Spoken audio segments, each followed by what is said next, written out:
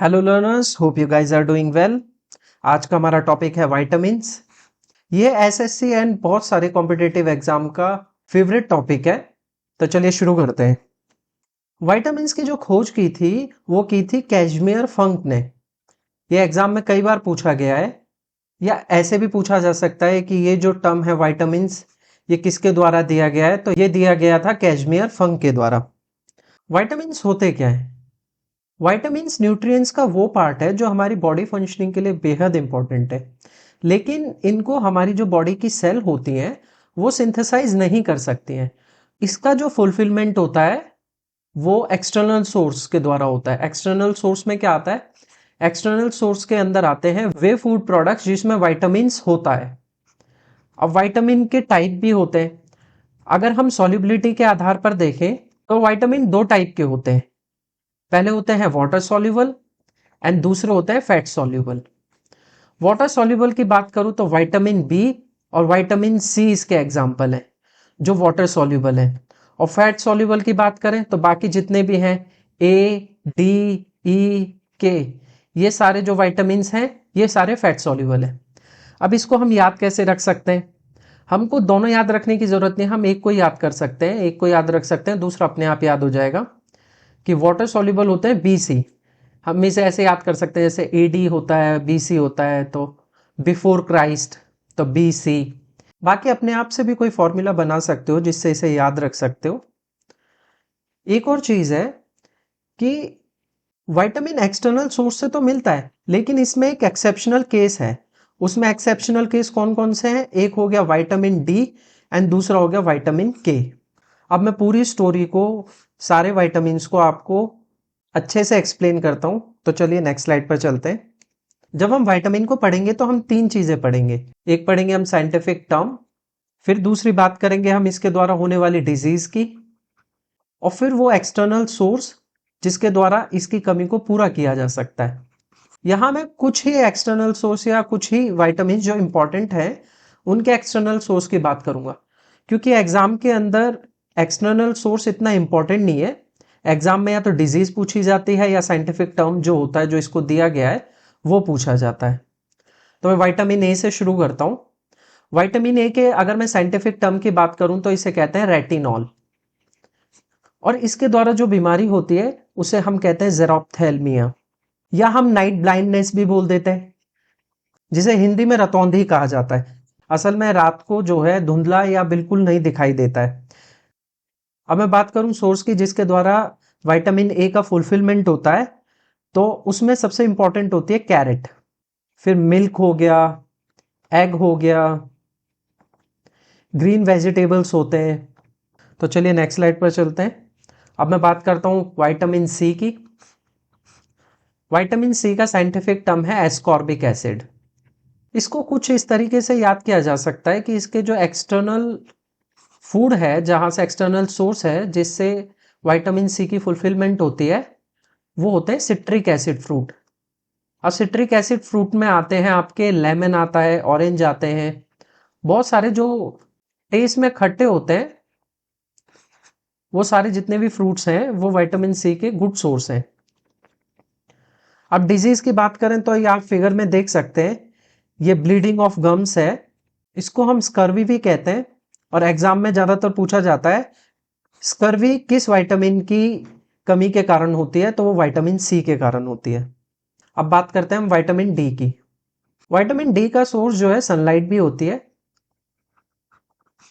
आपने कई बार सुना होगा किसी को कहते हुए कि धूप में बैठना चाहिए, उससे विटामिन डी मिलता है। तो सुबह सुबह जो बहुत हल्की धूप होती है, अगर उसमें आप बैठेंगे तो आपको विटामिन डी मिलेगा, जो बॉडी के लिए बेहद इंपॉर्टेंट है। अगर मैं बात करूं विटामिन डी का, इसका साइंटिफिक टर्म है कैल्सीफेरॉल। यहां आप फिगर में देख सकते हैं इसकी वजह से जो बीमारी होती है वो होती है रिकेट्स। रिकेट्स असल में होती है बच्चों के अंदर। वही बात करूं मैं एडल्ट्स की, तो उनमें जो बीमारी होती है उसे बोलते हैं ऑस्टियोमलेशिया। अब आप इसमें देख सकते हैं कि जो पैर होते हैं वो बेंड हो जाते हैं, बाहर की तरफ आप देख सकते हैं ये बेंडिंग सी आ गई है, इसी को हम रिकेट्स कहते हैं। अब एक्सटर्नल सोर्स की बात करें तो मैंने आपको पहले भी बता दिया, एक सनलाइट हो गया जो एक्सटर्नल सोर्स है, उसके अलावा मिल्क हो गया, एग हो गया, फिश लिवर ऑयल हो गया। तो चलिए नेक्स्ट स्लाइड पर चलते हैं, हम नेक्स्ट विटामिन की बात करें। अब बात करते हैं विटामिन ई की। विटामिन ई को हम टोकोफेरोल बोलते हैं। इसकी वजह से जो बीमारी होती है वो होती है स्किन डिजीज होती है, और सबसे इंपॉर्टेंट है इनफर्टिलिटी आती है। मतलब इसकी कमी के कारण जो भी पेशेंट होता है उसकी फर्टिलिटी कम हो जाती है। और वहीं इसके एक्सटर्नल सोर्स की बात करें तो मिल्क हो गया, बटर हो गया, लीफी वेजिटेबल्स हो गया। लीफी वेजिटेबल्स की बात करूं उसमें आ जाता है स्पिनच हो गया, ब्रोकली हो गया। नेक्स्ट विटामिन है विटामिन के। ये भी कई बार एग्जाम में पूछा गया है। इसको हम फाइलोक्विनोन बोलते हैं। विटामिन के की कमी के कारण ब्लड में क्लॉटिंग नहीं होती है। अब ब्लड में क्लॉटिंग नहीं होगी तो अगर मान लो कोई इंजरी हो जाए या कोई प्रॉब्लम हो जाती है तो ब्लड रुकेगा नहीं, ब्लड बहता रहेगा। एक्सटर्नल सोर्स की बात करें हम तो विटामिन के की कमी को पूरा करने के लिए हम सोयाबीन ऑयल ले सकते हैं, ग्रीन वेजिटेबल खा सकते हैं।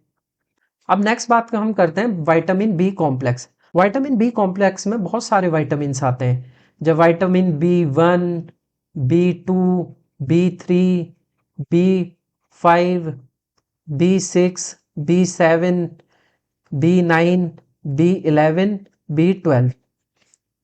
इसमें से कुछ ही इंपॉर्टेंट हैं जो एग्जाम में पूछे जाते हैं।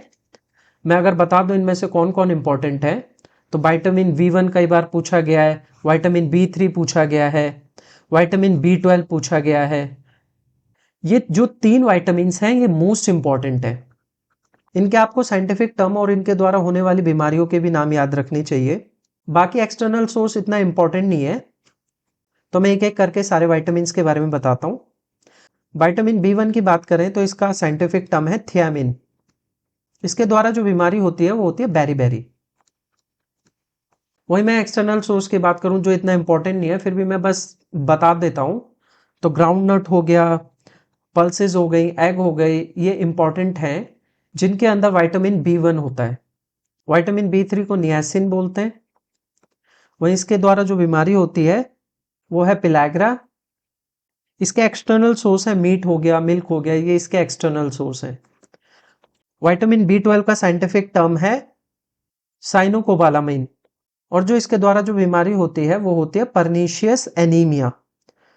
परनीशियस का मतलब आप जानते हैं, मतलब लीथल, फेटल एनीमिया। अगर मैं एनीमिया की बात करूं, एनीमिया का मतलब होता है जब ब्लड के अंदर आरबीसी या हीमोग्लोबिन की कमी आ जाती है, उसे ही हम एनीमिया कहते हैं। बाकी विटामिन के भी मैं नाम बता देता हूं आपको। B2 को हम राइबोफ्लेविन बोलते हैं। इसकी कमी की वजह से जो बीमारी होती है उनमें एक माउथ अल्सर भी होता है। विटामिन B5 की बात करें, हम इसे पेंटाथेनोइक एसिड बोलते हैं। साइंस में 5 का मतलब 5 टर्म को पेंटा से डिनोट करते हैं। अब इसकी वजह से जो बीमारी होती है वो इंसोमेनिया होती है। इंसोमेनिया असल में होता है कि जब आपको जितनी नींद की जरूरत है आप उससे कम सोते हैं, उसे इंसोमेनिया बोलते हैं। B6 की बात करूं, इसका साइंटिफिक टर्म है पायराडॉक्सिन। इसकी वजह से स्किन डिजीज होती है। B7 biotin. विटामिन B7 की कमी से हेयर फॉल होता है। B9 एंड B11 को फॉलिक एसिड बोला जाता है। B9 की कमी के कारण डायरिया हो जाता है। वहीं B11 की कमी के कारण डिसेंट्री या एनीमिया हो जाता है। यहां मैंने सारे विटामिन बी कॉम्प्लेक्स कवर कर लिए और मैंने आपको बता ही दिया है कि विटामिन B1, B3, B12 ये 3 इंपॉर्टेंट विटामिन्स हैं जो एग्जाम में अक्सर पूछे जाते हैं। अब मैं जरा समराइज करता हूं। विटामिन जो होते हैं वो 2 टाइप के होते हैं सॉल्युबिलिटी के आधार पर। एक होते हैं वाटर सॉल्युबल होते हैं, दूसरे होते हैं फैट सॉल्युबल। फैट सॉल्युबल के अंदर आपके आते हैं विटामिन A, D, E और K। वहीं अगर मैं वाटर सॉल्युबल की बात करूं तो B और C आते हैं। और विटामिन बी कॉम्प्लेक्स होता है पूरा। ए की बात करूं, इसका साइंटिफिक नेम रेटिनॉल है। डी की बात करें हम, इसका साइंटिफिक नेम कैल्सीफेरॉल है। ई को हम टोकोफेरॉल कहते हैं। विटामिन के को हम फाइलोक्विनोन कहते हैं। वहीं विटामिन सी को हम एस्कॉर्बिक एसिड बोलते हैं। विटामिन बी कॉम्प्लेक्स के अंदर विटामिन V1, 2, 3, 5, 6, 7, 9, 11, 12 आते हैं। B1 की बात करूं इसे थियामिन बोलते हैं।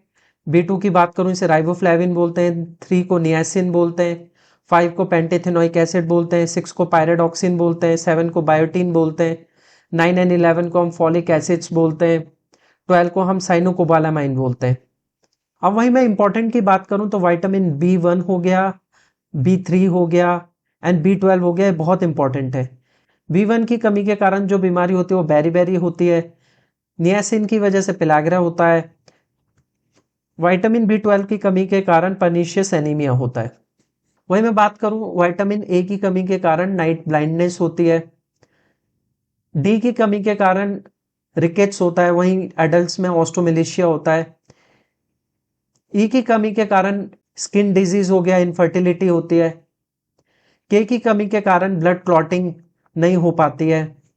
वहीं अगर मैं विटामिन सी की बात करूं तो इसकी कमी के कारण स्कर्वी होता है, मींस गम्स में ब्लीडिंग या उसमें सूजन हो जाती है। ये पूरा टॉपिक था विटामिन्स।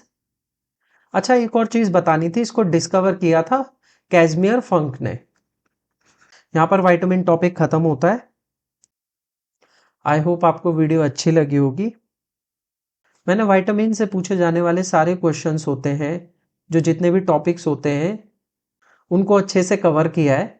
अगर आप इस वीडियो को 1 से 2 बार देख लेंगे तो आपको विटामिन्स के अंदर कोई प्रॉब्लम नहीं आएगी और एग्जाम में आप विटामिन से रिलेटेड सारे क्वेश्चन करके आओगे। Thanks for watching. If you like the video, like, share and subscribe. Again, अगर आपकी कोई क्वेरी है तो उसे कमेंट में ज़रूर लिखें, मैं वहाँ रिप्लाई ज़रूर देता हूँ। तो मिलते हैं नेक्स्ट वीडियो में। Thank you.